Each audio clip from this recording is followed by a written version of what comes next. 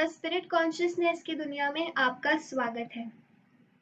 अब हम आगे बढ़ेंगे मॉड्यूल 11 के आखिरी हिस्से पर, जो है अन्य विविध घटनाएं। इस अध्याय में सबसे पहले हम देखेंगे एस्ट्रल प्लेन में वस्तुओं का दृश्य रूप, एस्ट्रल प्लेन पर स्पर्श का अनुभव, एस्ट्रल प्लेन में संचार और एस्ट्रल प्लेन पर पर्यावरण। सबसे पहले देखेंगे एस्ट्रल प्लेन में वस्तुओं का दृश्य रूप।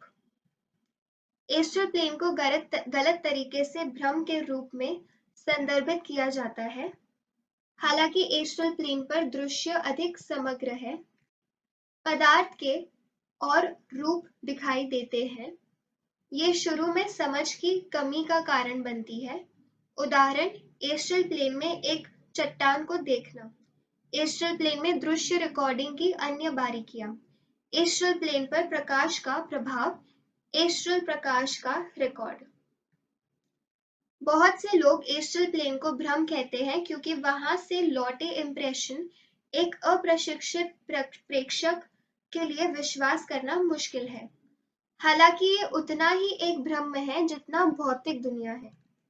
ये एस्ट्रल प्लेन की दो अद्भुत विशेषताओं द्वारा समझाया जा सकता है। एस्ट्रल जीवों के पास अपना रूप बदलने और जिस पर चाहे उस पर असीमित जादू करने की उल्लेखनीय शक्ति है। एस्ट्रल दृष्टि बहुत बड़ी और भौतिक दृष्टि से अलग है। एस्ट्रल दृष्टि से एक ही समय में सभी पक्षों से एक वस्तु को देखा जा सकता है और साथ ही साथ ठोस के आंतरिक भाग को भी देखा जा सकता है। ये ऐसा दिखाई देता है जैसा कि स्पष्ट रूप से भौतिक प्लेन पर वस्तु बाहर से दिखाई देती हो, दृष्टिकोण से फिल्टर के बिना। उदाहरण के लिए, अगर कोई घड़ी की तरफ देखता है तो वे देखते हैं घड़ी का चेहरा अलग से, पहियों का अलग से, एक दूसरे के ऊपर नहीं। यदि कोई पुस्तक को धार्मिक रूप से देखता है तो वे देखते हैं प्रत्येक पृष्ठ, आगे और पीछे की पृष्ठ नहीं, बल्कि देखा जाने वाला एकमात्र पृष्ठ होता है। गलतियों के साथ एक और कारक है जो आगे चीजों को जटिल बनता है। एस्ट्रल दृष्टि पदार्थ के उन रूपों से अवगत है जो पूरी तरह से भौतिक होते हुए भी सामान्य स्थिति में नहीं देखे जा सकते हैं। उदाहरण के लिए, वे पदार्थ जो वातावरण बनाते हैं, प्रत्येक जीवित जीव का निरंतर उत्सर्जन, ईथर पदार्थ के 4 ग्रेड। एस्ट्रल दृष्टि सामान्य भौतिक स्पेक्ट्रम से परे रंगों को देखने में सक्षम है, जैसे अत्यंत लाल और अत्यंत बैंगनी किरणें, जिसे भौतिक विज्ञान स्वीकार करता है लेकिन एस्ट्रल दृष्टि देख सकता है। ऐसी स्थितियों से ये समझ में आता है कि यहाँ परिचित वस्तुओं को पहली बार में पहचानना मुश्किल है। एक अप्रशिक्षित आगंतुक को यह समझना मुश्किल होगा कि वह क्या दिखता है। अपर्याप्त भौतिक भाषा में अनुवाद करना उसके लिए अधिक कठिन होगा। हालांकि एस्ट्रल दृष्टि के आगे विचार करने पर यह महसूस होगा कि यह भौतिक दृष्टि की तुलना में एक सच्चे चित्रण के बहुत करीब है, जो परिप्रेक्ष्य से विकृत है। इसीलिए चट्टान को एक ध्रुव उदाहरण समझने के लिए इसे केवल पत्थर के रूप में नहीं देखा जाता है। एस्ट्रल दृष्टि के साथ भौतिक पदार्थ के एक हिस्से के बजाय इसे संपूर्णता में देखा जाता है। भौतिक कणों के कंपन को देखा जा सकता है। एस्ट्रल समकक्ष और इसके कई एस्ट्रल ग्रेड जो हमेशा गति में होते हैं। प्राण सार्वभौमिक जीवन को इसके माध्यम से घूमते और इससे निकलते हुए देखा जा सकता है। इसके आसपास की आभा देखी जा सकती है। इसका उपयुक्त तात्विक सार यानी एलिमेंटल एसेंस इसे भेदते हुए देखा जाता है, हमेशा सक्रिय लेकिन लगातार उतार चढ़ाव वाला। ऊपर पौधे, जानवर और मानव जीवन में अधिक जटिल रूप में देखा जाता है। एस्ट्रल प्लेन पर एक सामान्य गलती का उदाहरण यह है कि दर्शक अक्सर किसी भी संख्या को उलट देता है। उदाहरण के लिए 1138 को 8311 के रूप में पढ़ा जा सकता है। एक छात्र को मास्टर द्वारा प्रशिक्षित हो, उसमें ऐसी गलती की संभावना कम होती है जब तक वह लापरवाह न हो। इसका कारण यह है कि एस्ट्रल प्लेन पर सभी ढंग से देखने में सक्षम होने के लिए उसे निर्देश के एक लंबे और विस्तृत पाठ्यक्रम से गुजरना पड़ता है। समय समय पर एक अनुभवी दर्शक एस्ट्रल घटनाओं की व्याख्या करने में आत्मविश्वास और क्षमता विकसित करता है, जो भौतिक प्लेन की किसी भी संभावना से परे है। सूर्य सभी प्लेन्स को प्रकाश देता है, लेकिन एस्ट्रल प्लेन पर इसका प्रभाव भौतिक प्लेन पर उससे भिन्न होता है। एस्ट्रल प्लेन में एक फैला हुआ प्रकाश है, जिसमें प्रकाश के स्रोत की कोई स्पष्ट समझ नहीं है। एस्ट्रल पदार्थ की अपनी चमक है और वह चित्रित गोले की तरह नहीं है, बल्कि जीवित आग के गोले की तरह है। एस्ट्रल प्लेन पर कोई अंधेरा नहीं है। सामने से गुजरने वाला एक भौतिक बादल एस्ट्रल प्लेन को प्रभावित नहीं करता है, न ही रात के सांसारिक छाया।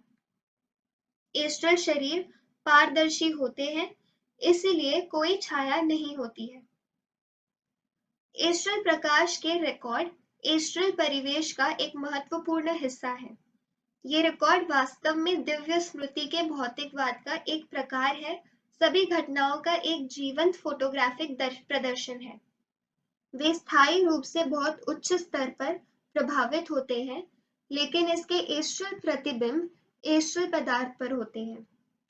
ऐसा इसलिए है कि जिस व्यक्ति की दृष्टि शक्ति उच्च राज्यों तक नहीं पहुंच सकती है, वह फिर भी एक कहानी के बजाय अतीत की अलग-अलग तस्वीरों को देख सकता है। हालांकि अतीत की ये परिलक्षित तस्वीरें एस्ट्रल प्लेन में लगातार पुनरुत्पादित की जाती है और खोजकर्ता की परिवेश का वहां एक अभिन्न हिस्सा है। अब हम आगे बढ़ेंगे और देखेंगे एस्ट्रल प्लेन पर स्पर्श का अनुभव। एस्ट्रल प्लेन में सतह अलग महसूस होता है। एस्ट्रल शरीर के हाथ को हिलाना। एस्ट्रल जीव बिना टकराए एक दूसरे में से गुजरते हैं। एस्ट्रल प्लेन पर विस्फोट। सबसे पहले हम देखेंगे एस्ट्रल प्लेन में सतह अलग महसूस होती है। एस्ट्रल प्लेन पर किसी वस्तु की सतह उबड़-खाबड़, चिकनी, सख्त या मुलायम, गर्म या ठंडी नहीं लगती है। इसके बजाय से किसी वस्तु के भीतर से गुजरते समय संपर्क करने में कंपन की दर अलग महसूस होती है। प्राप्त होने वाला स्पंदन भाव हो सकता है कि सुखद या अप्रिय हो, उत्तेजनीय या निराशाजनक हो।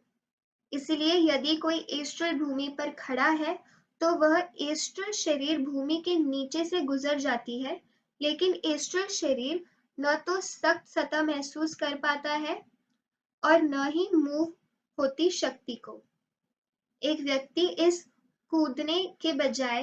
पर कूदने के बजाय एक वेग से ऊपर तैर सकता है। अब हम देखेंगे एस्ट्रल शरीर के हाथ को हिलाना। एक एस्ट्रल हाथ मात्र एस्ट्रल वस्तु को स्थानांतरित कर सकता है, लेकिन भौतिक वस्तु के एस्ट्रल समकक्ष को नहीं।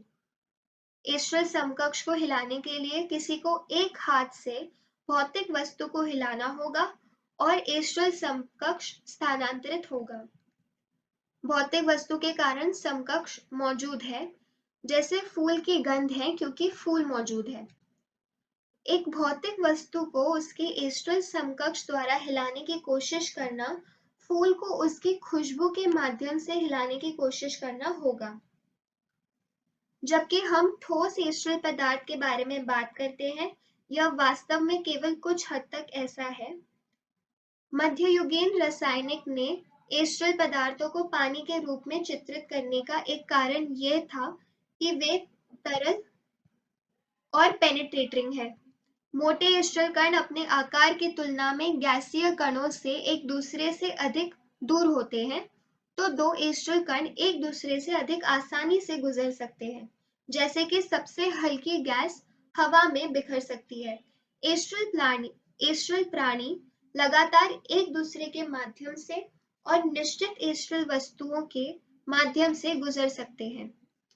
एक टक्कर जैसा कि हम समझते हैं कि ये एस्ट्रल प्लेन पर संभव नहीं है और आम तौर पर दो शरीर जो एक दूसरे से गुजरते हैं वे भी प्रभावित नहीं होते हैं। हालांकि अगर गुजरना लंबे समय तक चलती है, जब दो लोग एक थिएटर या चर्च में कंधे से कंधा मिलाकर बैठते हैं, तो कुछ महत्वपूर्ण प्रभाव पड़ सकता है। यदि कोई व्यक्ति सोचता है कि एक पहाड़ एक बाधा है, तो वह उससे गुजरने में सक्षम नहीं होगा। इसे एक बाधा के रूप में नहीं सोचना वास्तव में पृथ्वी की परीक्षा की एक हिस्से का मकसद है। एस्ट्रल प्लेन पर एक विस्फोट का वैसा ही प्रभाव हो सकता है जैसा भौतिक प्लेन पर बारूद के विस्फोट का। हालांकि एस्ट्रल पदार्थ फिर से तुरंत इकट्ठा हो जाता है। अतः एस्ट्रल प्लेन पर इसके भौतिक अर्थ में ऐसी कोई गंभीर दुर्घटना नहीं है।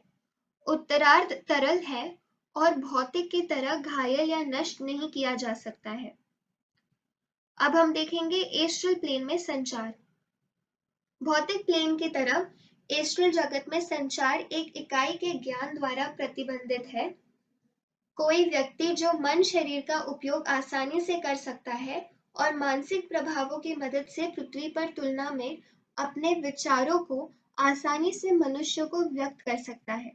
हालांकि एस्ट्रल प्लेन के सामान्य रहने वाले अक्सर इस शक्ति का उपयोग नहीं कर सकते क्योंकि वे पृथ्वी पर उन प्रतिबंधों द्वारा नियंत्रित होते हैं, हालांकि वही कम कठोर हो सकते हैं। नतीजतन उन्हें पृथ्वी पर जैसे सामान्य विश्वासों, भाषा और तालमेल के समान समूहों के साथ अधिक संवाद करते देखा जाता है। एस्ट्रल प्लेन पर पर्यावरण, जलवायु और वातावरण की स्थितियां मूल रूप से एस्ट्रल और मानसिक प्लेन्स को प्रभावित नहीं करती हैं। हालांकि एक बड़े शहर में होने के कारण थॉट फॉर्म्स की भारी संख्या के कारण एक बड़ा प्रभाव पड़ता है। जिन लोगों के पास पर्याप्त इच्छा शक्ति नहीं है या जो लोग इसका उपयोग करने के बारे में नहीं जानते हैं, उन्हें एस्ट्रल धाराओं द्वारा दूर किया जाता है।